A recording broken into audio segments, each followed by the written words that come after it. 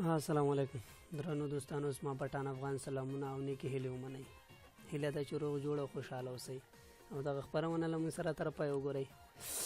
درنو دوستانو لکه څنګه مو چې په تېرو خپرونو کې د افس 2014 د وینورډ پروګرام دوه مینوګانې وویلې چې د هغې له جملې نه فایل مینو او هوم مینو موږ ویلې. نن راځو انزرټ مینو ته. په انزرټ مینو باندې په لنډه توګه یو تیز نظر یا ځغلنده نظر اچو چې کوم اپشن یې پکې ته دي او کوم یې ډېرې زیاتې زموږ لپاره پکارېږي هماغه ترېنه وایو او کوم یو چې نه پکارېږي هغه پرېږدو، یعنې هغه مهم ځایونه ترېنه وایو. لومړی په دې کې دی د کور پیج. کور پیج یعنې که چېرته موږ زیاته لیکنه کړې وي او د هغې له خاطره موږ یو پوخ غوندې ډیزاین جوړول غواړو، نو دا ډیزاینونه دي تیار په دې کې تاسو کولی شئ له دې نه استفاده وکړئ او په هغې کې ایډیټ وکړئ او ځان دپاره یو کور پیج ډیزاین کړئ. دا ګورئ دلته کولی شئ خپل ادرس او هغه هر څه محتویات په دې کې وي له هغې نه استفاده وکړئ. دوهم بلانک پیج دی. که غواړو موږ یو ورقه کې لیکنه مو کړې وي او د هغې سره څنګ کې مونږ غواړو یو دویمه ورقه هم ور اضافه کړو، نو کولی شو بلانک پیج له لارې دې ځای یو بل نوی صفحه ځان ته لګو. بریک پیج که چېرته موږ په دې لیکنه کې ورقه کې لیکنه کړې وي او غواړو په دوهمه پاڼه کې دا په همدې ځای باندې پرېږدو او دوهمه پاڼه کې لیکل شروع کړو، نو دلته بریک پیج وهو، دویمې صفحې ته موږ کوزېږو. دریم ټیبل دی. ټیبل یو ډېر ضروري دغه دی په وینورډ پروګرام کې چې دې په اساس باندې موږ کولی شو چوکاټونه جوړ کړو یا جدولونه جوړ کړو مختلف دغو اندازو باندې. داسې که دلته کلیک وکړئ یا خوا دې خوا کولی شئ ځان ته دغو اندازې جوړولی شئ د خانو او جدولونو. ښه، له دې ځای نه بیا که چېرته تاسې په دې باندې کلیک وکړئ ګورئ تاسې ډایرکټ ډیزاین ته راولي. دلته کولی شئ ډیزاین هم ورکړئ چې دا به موږ بیا په وروسته په ډیزاین په مینو کې ووایو. اوس په همدې ځای باندې بسنه کوو. ښه، بله د پکچرس مینو ده. که چېرته موږ وغواړو یو انځور یا یو پکچر دلته خپل د ورډ پروګرام لیکنې ته انزرټ کړو، نو کولی شو له دې لارې پکچر ته راشو او د هغې له لارې دغه وکړو چې دا هم بیا دلته فارمټ ډیزاین ته راځي چې دا به بیا وروسته د فارمټ په دغه کې ووایو. اوس دلته پې زیات بحث نه کوو. بله آنلاین پکچرز دی. که چېرته موږ سره نیټ وصل وي نو کولی شو دې په واسطه له نیټ نه هم یو پکچر خپلې وډ لیکنې ته یا د وډ پروګرام ته انزرټ کړو او را انتقال یې کړو. بله د شیپس دغه د دې په اساس باندې موږ کولی شو مختلف شیپس په خپل ډیزاین کې ځای په ځای کړو او د هغه نه استفاده وکړو.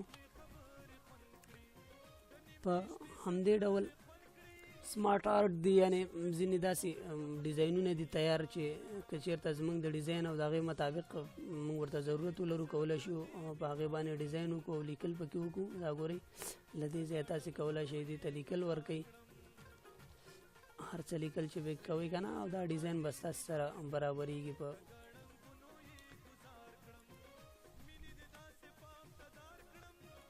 دې سره په څنګ کې چارټ دی. که چېرته موږ وغواړو د خپلې کوم پروژه یا دغه موږ وړاندې کوو په هغه کې د هغې اوسط معلومو، نو کولی شو له دې ځایونو نه مختلف ډیزاینونو کې چارټونه دي د هغې نه استفاده وکړو او خپل د پروژې هغه اوسط پرې وړاندې کړو.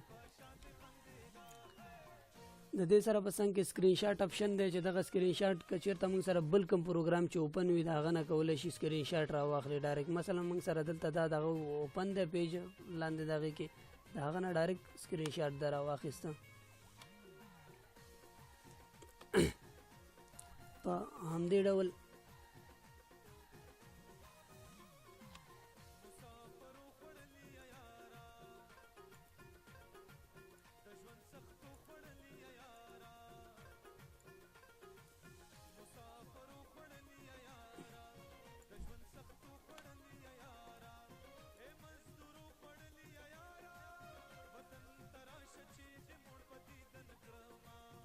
ورډ صفحه بیرته اوپن کوو.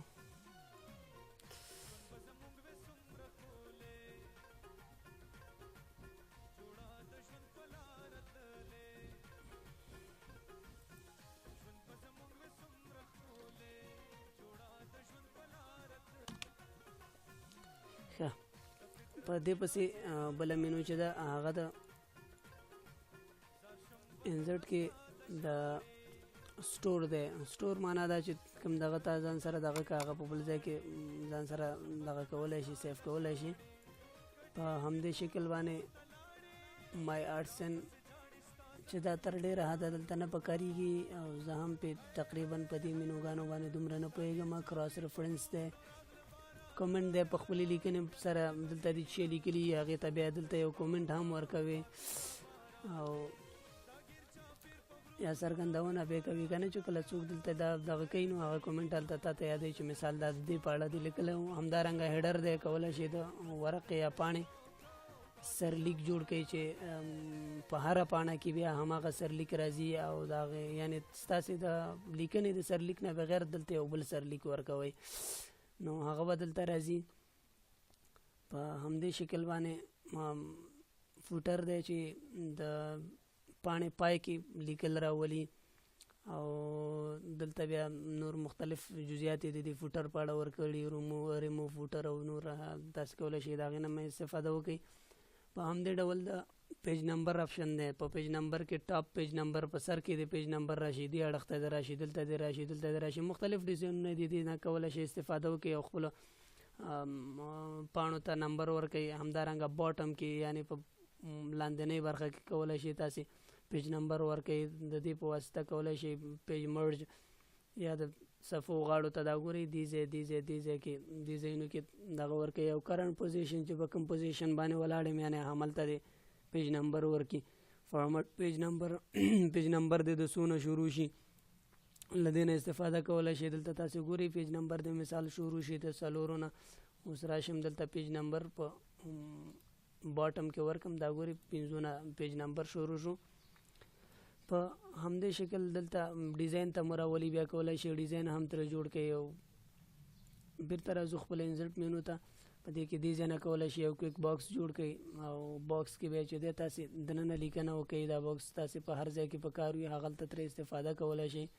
دا کولی شئ تاسې انزرټ مینو کې د ټکسټ د هغې نه هم شیپس نه هم دغه کوئ انزرټ کوئ او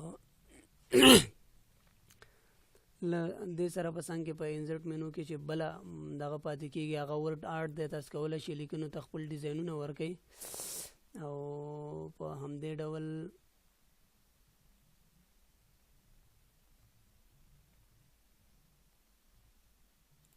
دا لیکل ډېر درانه و مصروفۍ که